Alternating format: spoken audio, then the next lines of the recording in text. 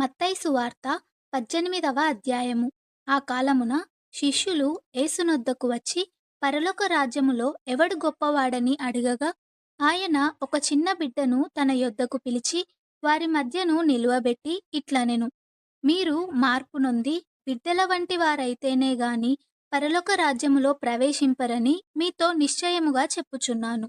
కాగా ఈ బిడ్డ వలె తన్ను తాను తగ్గించుకొను వాడెవడో వాడే పరలోక రాజ్యములో గొప్పవాడు. మరియు ఇలాంటి ఒక బిడ్డను నా పేరట చేర్చుకొనువాడు నన్ను చేర్చుకొనును. నా యందు విశ్వాసముంచు ఈ చిన్నవారిలో ఒకనిని అభ్యంతరపరచువాడెవడో వాడు మెడకు పెద్ద తిరగటి రాయి కట్టబడిన వాడై మిక్కిలి లోతైన సముద్రములో ముంచివేయబడుట వానికి మేలు. అభ్యంతరముల వలన లోకమునకు శ్రమ, అభ్యంతరములు రాక తప్పవు గాని ఎవని వలన అభ్యంతరము వచ్చునో ఆ మనుష్యునికి శ్రమ. కాగా నీ చెయ్యి అయినను నీ పాదమైనను నిన్ను అభ్యంతరపరిచిన ఎడల దానిని నరికి నీ యొద్ద నుండి పారవేయుము. రెండు చేతులును రెండు పాదములును కలిగి నిత్యాగ్నిలో పడవేయబడుట కంటే కుంటివాడవుగానో అంగహీనుడవుగానో జీవములో ప్రవేశించుట నీకు మేలు. నీ కన్ను నిన్ను అభ్యంతరపరిచిన ఎడల దాని పెరికి నీ యొద్ద నుండి పారవేయుము. రెండు కన్నులు కలిగి అగ్నిగల నరకములో పడవేయబడుట కంటే ఒక్క కన్ను కలిగి జీవములో ప్రవేశించుట నీకు మేలు. ఈ చిన్న వారిలో ఒకనినైనను తృణీకరింపకుండా చూచుకొనుడి. వీరి దూతలు పరలోకమందున్న నా తండ్రి ముఖమును ఎల్లప్పుడూ పరలోకమందు చూచుచుందురని మీతో చెప్పుచున్నాను. మీకేమి తోచును?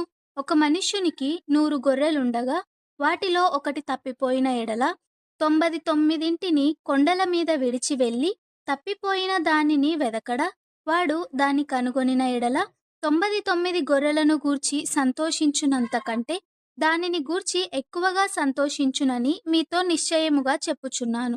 అలాగుననే ఈ చిన్న వారిలో ఒకడైనను నశించుట పరలోకమందున్న మీ తండ్రి చిత్తము కాదు. మరియు నీ సహోదరుడు నీ ఎడల తప్పిదము చేసిన ఎడల నీవు పోయి నీవును అతడును ఒంటరిగానున్నప్పుడు అతనిని గద్దించుము. అతడు నీ మాట వినిన ఎడల నీ సహోదరుని సంపాదించుకొంటివి. అతడు వినని ఎడల 2-3 సాక్షుల నోట ప్రతి మాట స్థిరపరచబడునట్లు నీవు ఒకరినిద్దరిని వెంటబెట్టుకొని అతని యొద్దకు పొమ్ము. అతడు వారి మాటయు వినని ఎడల ఆ సంగతి సంఘమునకు తెలియజెప్పుము. అతడు సంఘపు మాటయు వినని ఎడల అతనిని నీకు అన్యునిగాను సుంకరిగాను ఎంచుకొనుము. భూమి మీద మీరు వేటిని బంధింతురో అవి పరలోకమందును బంధింపబడును. భూమి మీద మీరు వేటిని విప్పుదురో అవి పరలోకమందును విప్పబడునని మీతో నిశ్చయముగా చెప్పుచున్నాను. మరియు మీలో ఇద్దరు తాము వేడుకొను దేనిని గూర్చి అయినను భూమి మీద ఏకీభవించిన ఎడల అది పరలోకమందున్న నా తండ్రి వలన వారికి దొరుకునని మీతో చెప్పుచున్నాను. ఏలయనగా 2-3 నా నామమున ఎక్కడ కూడి ఉందురో అక్కడ నేను వారి మధ్యన ఉందునని చెప్పెను. ఆ సమయమున పేతురు ఆయన యొద్దకు వచ్చి, ప్రభువా, నా సహోదరుడు నా ఎడల తప్పిదము చేసిన ఎడల నేనెన్ని మారులు అతని క్షమింపవలెను? 7 మారుల మట్టుకా అని అడిగెను.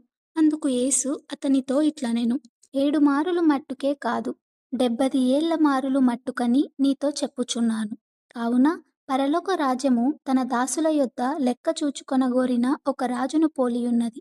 అతడు లెక్క చూచుకొన మొదలుపెట్టినప్పుడు అతనికి 10,000 తలాంతులు అచ్చియున్న ఒకడు అతని యొద్దకు తేబడెను.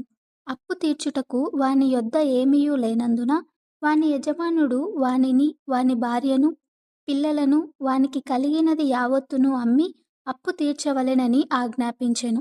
కాబట్టి ఆ దాసుడు అతని ఎదుట సాగిలపడి మ్రొక్కి, నా ఎడల ఓర్చుకొనుము, నీకు అంతయు చెల్లింతునని చెప్పగా ఆ దాసుని యజమానుడు కనికరపడి వానిని విడిచిపెట్టి వాని అప్పు క్షమించెను.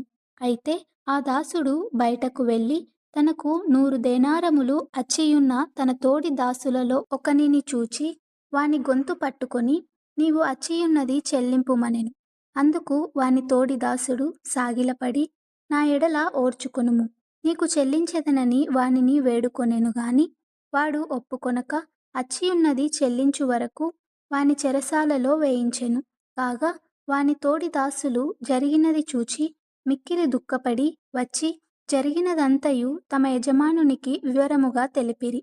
అప్పుడు వాని యజమానుడు వానిని పిలిపించి, చెడ్డదాసుడా, నీవు నన్ను వేడుకొంటివి గనుక నీ అప్పంతయు క్షమించితిని. నేను నిన్ను కరుణించిన ప్రకారము నీవును నీ తోడి దాసుని కరుణింపవలసియుండెను గదా అని వానితో చెప్పెను. అందుచేత వాని యజమానుడు కోపపడి తనకు అచ్చయున్నదంతయు చెల్లించు వరకు బాధపరచు వారికి వానినప్పగించెను. మీలో ప్రతివాడును తన సహోదరుని హృదయపూర్వకముగా క్షమింపని ఎడల నా పరలోకపు తండ్రియు ఆ ప్రకారమే మీ ఎడల చేయుననెను.